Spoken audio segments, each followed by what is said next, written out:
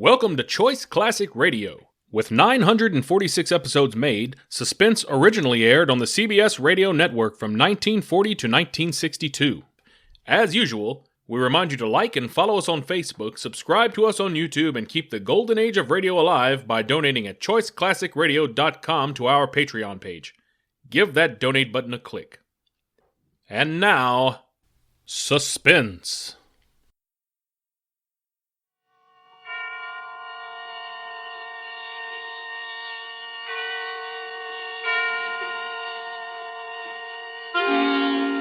Suspense.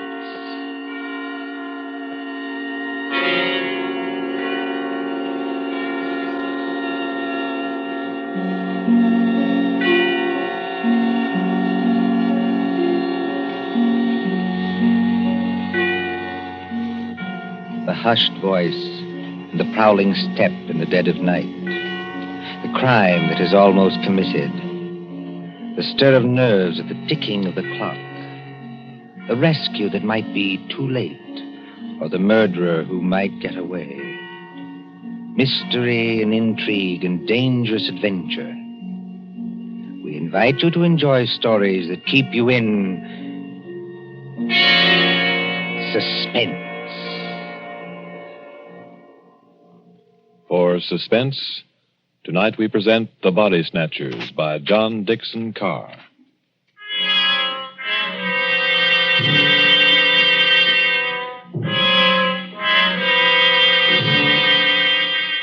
Beware of the body snatcher who prowls after dark.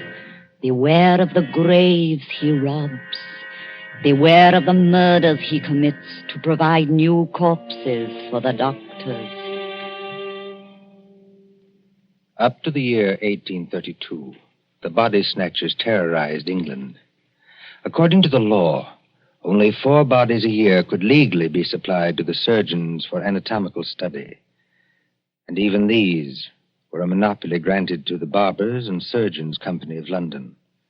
But the study of surgery had to go on. In hundreds of medical schools all over England, perfectly reputable doctors were compelled to buy bodies and ask no questions. In 1828, burst the scandal of Burke and Hare, who found grave robbing too slow and murdered 16 persons in order to supply Dr. Knox of Edinburgh. And so, out of basic good purpose, sprang the evil of the body snatcher.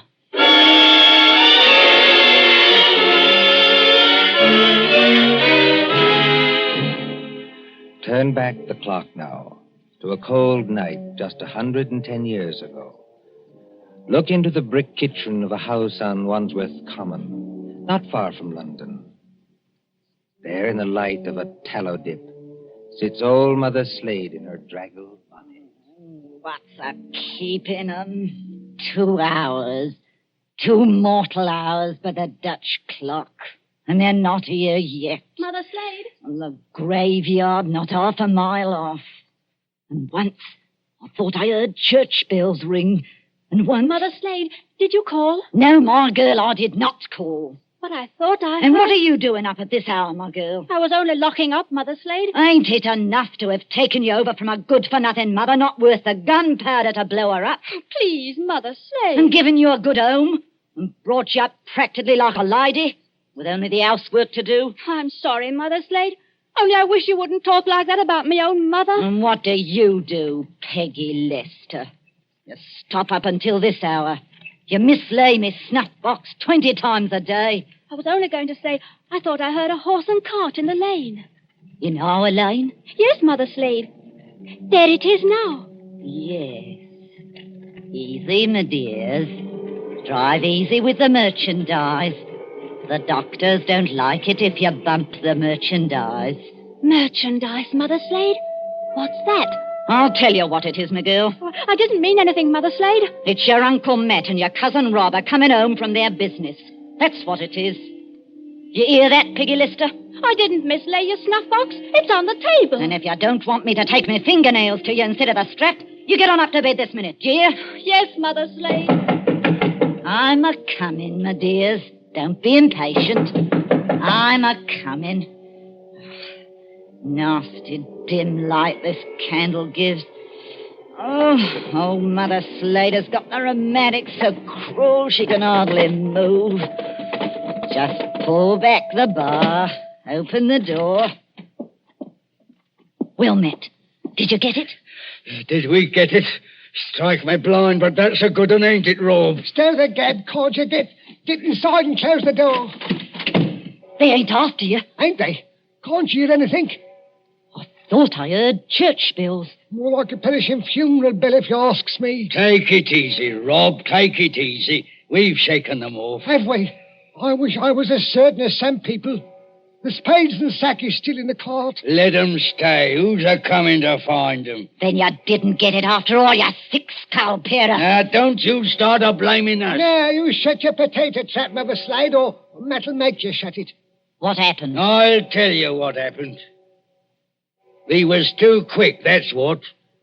The girl was only buried this afternoon. The sooner the better, my dear. What's the good of the merchandise if it ain't fresh, eh? You hold your noise and listen. We left the horse and cart outside, like we always do. We creeps up to the lich gate of the churchyard. Walk softly, Matt. Walk softly, Rob, in your oily beaver hats and neckcloths, under the starlight and the white frosted elms. Take care of the graves, too. Spring guns may be set in some of them to protect the dead from marauders. And if the coffin is one of those new iron ones, all your labor will be in vain. Open the gates softly. Don't make such a bloody row with them shovels. I can't help it. I'm loaded down with all this stuff. Oh, and who'll do all the work when we do get there? I will. Matt, Aye? listen. I can't hear nothing except your teeth are chattering. Matt, there's other people besides us in this here churchyard. Aye, 200 or 300 deaders. But they won't bother us. I means living people.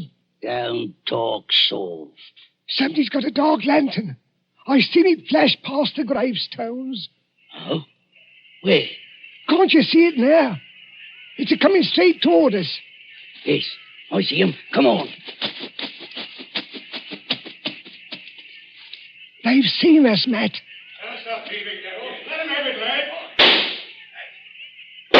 Easy does it, Rob. Down beyond the gravestones. Crouch down. They can't shoot through stone. Matt, it says here, sacred to the memory It's of... the girl's relatives. They've been watching her grave. All the great boys.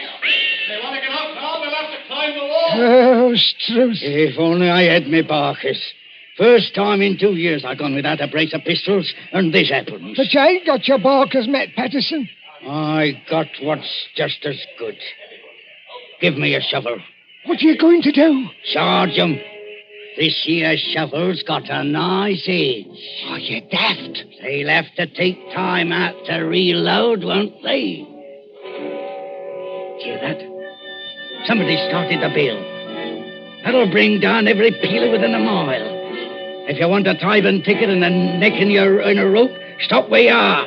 But if you don't want to get scragged before your time, follow me. That's all there is to it, Mother Slade. We went out by the gate, and blow me if they could stop us. You perishing numbskulls. Did they recognize you? No. We had our neckerchiefs round our eyes. Did you do it? I don't know. There's blood on the shovel. No, there ain't, Mother Slade. I wiped it off. Anyway, we're here. What I want now is a Christian fire to sit by, and a drop of spirits to warm my stomach. There's no spirits in the house, Matt Patterson. Don't you lie to me, you ugly mouth. Let go of me hand, Matt Patterson. I'm warning You better you. let it go, Matt. There's no spirits. Only half a loaf of bread. Don't I know it? I haven't tasted a drop of gin all day. And the black dog's on me back. Well? Hark at what I say. The doctor was promised a corpse tonight. All right, dearie. He gets a corpse tonight. Oh, there's that funeral bell again. What's the clock, old hag? Come on, spit it out. A nice young corpse without any trouble or bother. Aye. What about young Peggy upstairs? Strike me blind. What about it, eh? You'd have to be mighty careful. Why? You'd have to smother her with a pillow while I sit on her legs. That's what Burke and Hare done up in Edinburgh. Then you don't leave any marks on them. See? Here, off a tick, wait. What? If the doctors see they've been polished off, just plain murdered, they won't have nothing to do with it. Leastways, they don't like it. Like it or not, dearie, they all do. Who's buying the beef tonight? Dr. George Arnold. Him? The young fella out Fulham way? That's the man, dearie. But I thought he was too pious and holy to play. That's what Dr. Arnold thought, too, till they started putting the screws on him at Bart's College. No corp, they said to him, no lecture. No lecture, no students. It all comes to it, dearie, sooner or later. What beats me is why they got to have these bodies. You'd think the doctors killed enough people as it is, without buying them after they was dead. Don't you question the ways of Providence, Matt Patterson. You can't do it, Matt. You can't do it, Mother Slade. You stow that noise, Bob Prentice. Do you want to wake the poor girl upstairs? But you can't do it. This cove Arnold, he knows her. Arnold knows who. He knows Peggy. Peggy fair worships the ground he walks on. Oh. He set her arm once when Mother Slade broke it, accidental-like, and she can't forget him. What's Arnold going to think when he opens up the sack and he finds What his... can Arnold do? He's bought her, ain't he? He can't go to the police and say he's bought her. Peggy Lester. Don't do it, Mother Slade. Don't do it. And how do you two thickheads know what Mother Slade is going to do? You're going to kill her, ain't you? Peggy Lester. I thought I heard her moving about upstairs. You did, Mr. Milk and Water. She's on the stairs now. Rob, you're the least to be depended on. Go out and fetch in the sack. Don't do it. It'll bring us all bad luck. Matt, you're a lad after me own heart. You stop where you are and do just as I tell you. Trim the candle. Let's have it all nice and snug. What'll she bring, do you think? Huh? 15 guineas. Maybe 20. Maybe more. 20 guineas? Strike me blind. But this is a way of doing business that I like. Shh. Listen. Did you call me Mother Slade? That's right, my ducky. That's right, my little pet. Put your wrap around you and your slippers to keep your feet warm and come right down here to Mother Slade. I'm coming, Mother Slade. I'm coming.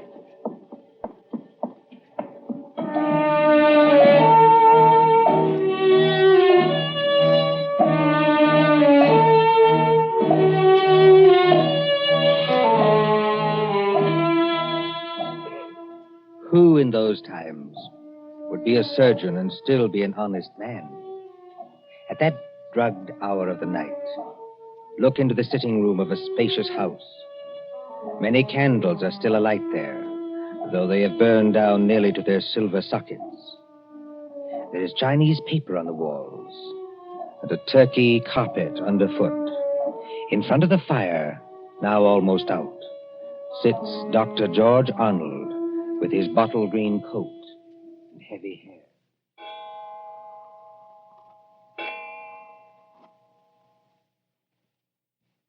Dr. Arnold, sir. I beg your pardon, Mrs. Tancred. Dr. Arnold, sir. It's gone 2 o'clock. Yes, so it has. You've got a lecture to deliver tomorrow, and you'll be all worn out. Why don't you go on up to bed? Mrs. Tancred. Yes, sir? You're a jewel of a housekeeper. I admire you, and I can't do without you, but would you please go away and let me alone? Sure, I'm very sorry, sir. No offense intended. Stop. I shouldn't have said that. I'm thinking too much, perhaps. And smoking too many cigars, if you'll excuse me. Why must they keep tolling that bell at East Hill Church? Why must they keep it up all night? Well, sir, Elsie says the parson told them to do it. Elsie. Wait. Who is Elsie? Dr. Arnold, sir. I know you're always up in the clouds, mooning over books and whatnot, but I did think you'd recognize the name of your own parlour maid. Oh, that Elsie. I see. Well? Elsie says it's because of the murder in the churchyard. What murder? 2 resurrection men. Body snatchers, sir. Oh, you wouldn't know anything about such people. No, of course not. They were caught trying to rob a grave, but they got away. One of them was a horrible big fella. Split Willie Kendrick's head open with the edge of a shovel. Is anything wrong, sir? No, not exactly. Well, I thought for a second, seeing how you looked. Did they get the body? Yes, sir. It was Willie Kendrick. His head was split open with a shovel. No, I mean, did these resurrection men get what they were after? No, sir. Thank God. Oh, you may well say that, Doctor. Well, I wasn't exactly speaking in the religious sense, but never mind. Well, Elsie says there are what she calls peelers all over the place. Peelers? Yes, these new policemen. After Sir Robert Peel. And somebody from the new detective police that they're using instead of the Bow Street runners. Well, Mrs. Tancred, I'm going to smoke one more cigar, and then I'm going to bed. Very good, sir. You see, sometimes you give orders, then it's too late to recall them.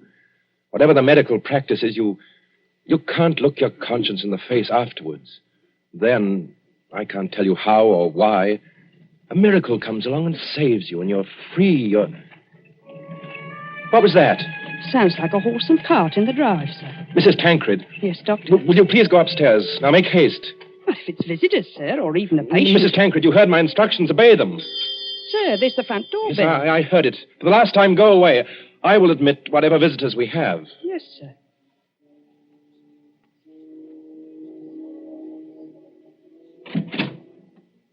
Good evening, dearie. Oh, come into the sitting room here, Mrs. Slade. La, sir. Just call me Mother Slade. It don't hardly seem natural or friendly to hear anything else. It's a pleasure to curtsy to you, Doctor. Coo. What a lovely room. I suppose... Your candles is going out, though. One by one. Poof. Then you'll be in the dark. I suppose you've come to report failure. Failure, dearie? I understand you didn't get what you went after. Bless you, dearie. We got something just as good. Finest piece of merchandise you ever saw. You haven't got it here. Bless you, dearie. Mother Slade always keeps her word. Bring the merchandise in, my dears, so the doctor can see it. Quiet, please. Oh, of course, dearie, I forgot. Thank you, sir. The big fellow with the black eyebrows is Uncle Matt. The little fellow with the watery eyes is Cousin Rob. And between them, in that sack, they're carrying... Well, who is it in the sack? 19-year-old girl, dearie. Finest anatomical specimen you ever saw. Merciful Where do you heavens. want this here thing dumped, Governor? Easy now, Matt. Why did you bring it here? That's where you told us to bring it, dearie. I mean, why did you bring it to the front door? Why not to the surgery? Only place in the house where there was lights, Governor. Hurry up now. Where do you want it? Well, take it Yes, dearie? over and put it in the cupboard there, where I'm pointing. This cupboard here, sir. Yes, then close the cupboard door. Shame on you two. Tracking your muddy boots over the doctor's lovely turkey carpet. Easy, my dears, easy now. All right, Robin. She goes. Don't bruise the merchandise. Whatever you do, don't bruise the merchandise. Right, me blind. What's the odds? She can't feel it now. There's your body, Mr. Sawbones. Now, let's see your money. Well, just one moment before I give it to you. There ain't no itch in this, is there? Better not be. No, I made a bargain with you, and I'll stick to it. Thank ye. That's uncommon genteel of you. Kindly stand back, sir. You're 2 stone of fat heavier than I am, and you don't impress me. Easy, Matt. Take it easy. I want to ask only one question. Where did you get that body? That's a question, dearie, what people in your profession don't ask. Why not? 'Cause they don't dare. That's why. Would the police be interested in where you got the body? No, dearie. Not half so interested in as where we brought it. To your house. It's your responsibility now. Yes, I suppose it is. The victim wouldn't be, by any chance, that pretty little girl you used to treat so unmercifully? You hold your noise about how I treated her. I was rather fond of Peggy. Strike me blind. I think the sawbones... Oh, get out of this house, all of you. Go on, get out. Not without that money, dearie. It's 20 guineas now. There's money on the table under that newspaper. Take what you want, Ernie. Get out of here before I... Oh, what was that? Aye. What was it? A late visitor, I imagine.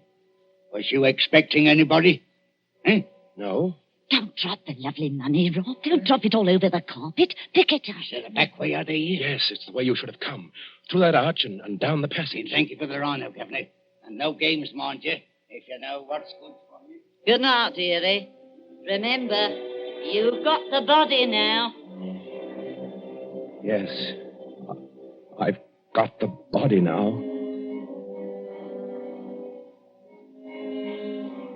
Poor little devil. Dr. Arnold, sir. In heaven's name, Mrs. Tanqueray, haven't you gone to bed yet? I had to get up, sir, to answer the bell. Yes, of course. I'm sorry. Dr. Arnold, what's the matter with you? Matter? You're as white as a ghost, and you're almost crying. Am I? Well, we must remedy that. Oh, it's so dark in here, I could barely see you sitting there. The candles going out, one after another. Nothing but smoke and an ugly smell of grease, and that cupboard door. What about that cupboard door? I always declare, sir, it won't keep shut without any latch or bolt, if you'll excuse the liberty. Mrs. Tanqueray, keep away from that cupboard. Dr. Arnold, sir. Are you ill or anything? No, but keep away from that cupboard. Who rang the bell? Oh, dear, I was almost forgetting. It's that man Elsie was talking to us about. What man? The officer of the detective police, sir. He wants to see you. Well, I'll see him, but in some other room, not here. It's as you say, there's not enough light. Not a bit of it, Doctor, not a bit of it. Never too dark, as you might say, where the police are concerned. I couldn't help it, sir. He must have followed me down the hall. Are you... That's right, Doctor. I'm Stalker at your service. Inspector Stalker. Well, how do you do, Inspector? Mrs. Tancred, you may go. Oh, by your leave, sir. I'll just get some more candles and put them in that bracket by the cupboard. It's not in use. No, you needn't trouble. Oh, it's no trouble, sir. Excuse me. First of all, Doctor, I must apologize for intruding as late as this. Not at all, Inspector. Will you be seated? Thank you, sir. Thank you kindly. Now, I dare say you're wondering why I'm here. Oh, yes, I am, rather. It's a bad business, Doctor. A very bad business. You mean the murder in the churchyard? Oh, you've heard about it. Well, my housekeeper said something about a man being killed with a shovel. That's right, Doctor. Not much doubt about who did that. No? No, the little fella dropped his dark lantern with the initials on it. They're professional body snatchers. We've had our eye on them for a long time. Speaking of body snatchers, Doctor... Well? I expect this anatomy law is pretty hard on you surgeons. It's an infamous law, sir. All the same, Doctor, it is the law. Yes. And if any surgeon happened to be caught with a body, especially a murdered body... What are you hinting at? Oh, nothing, Doctor, nothing. By your leave, I only want to ask a question. Well? What time did your friends leave? Now, come, Doctor. As one man of the world to another, do you see any green in my eye? You are not going to say you had no guests when their horse and cart are still at your front door. They didn't get away. No, Doctor, they didn't. They made a little reception committee as they left by the back door. Darbies on the wrists. Snap. Just as I might reach out and touch your wrist. Like this.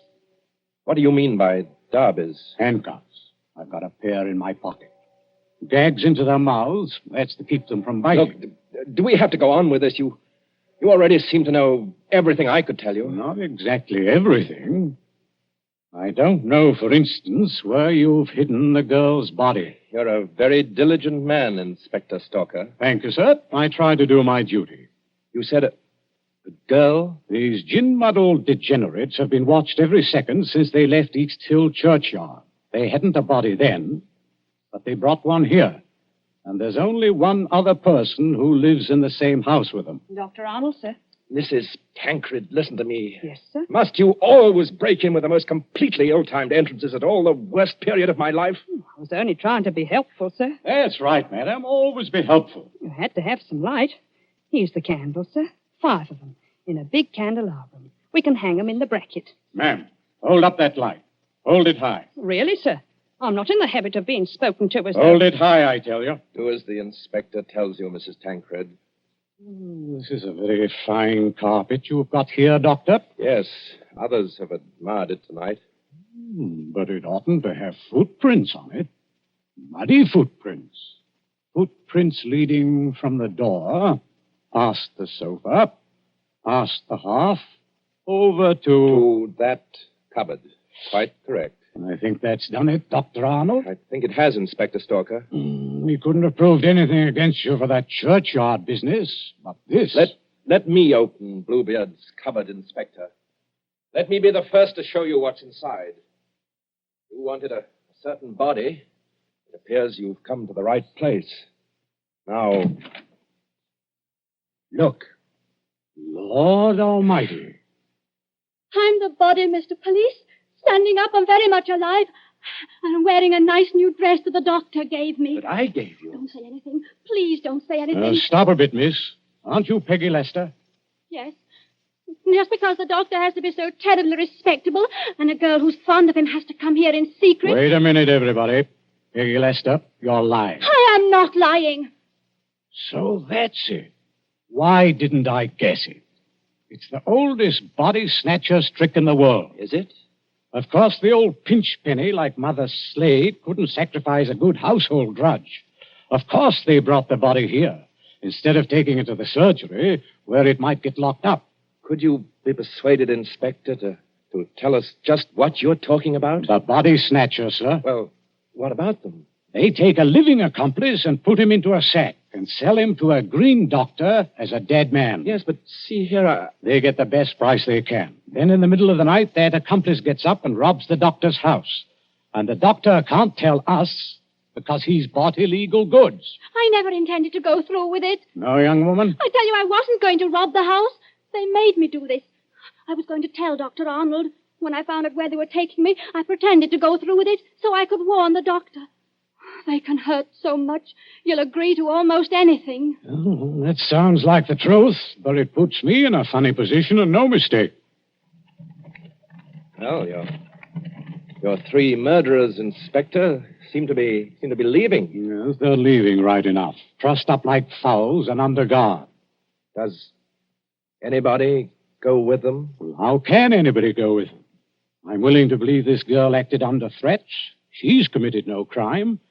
And I don't for the life of me see how we can touch you. Can't touch me? No, sir.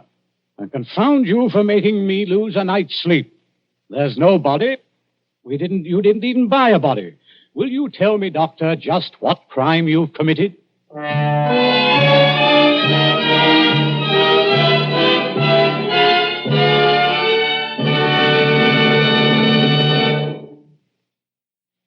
And so ends The Body Snatchers. The story of London at midnight, 100 years ago. And tonight's story of Suspense.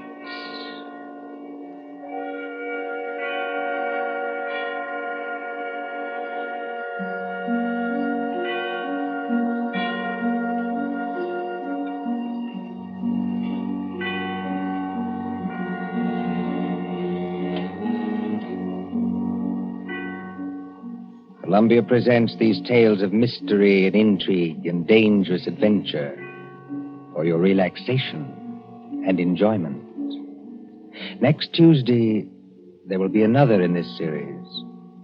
Same hour, 9:30 Eastern Wartime. William Spear, the producer, John Dietz, the director, Alexander Semler, the composer, conductor, and John Dixon Carr, the author, are collaborators on Suspense. This is the Columbia Broadcasting System.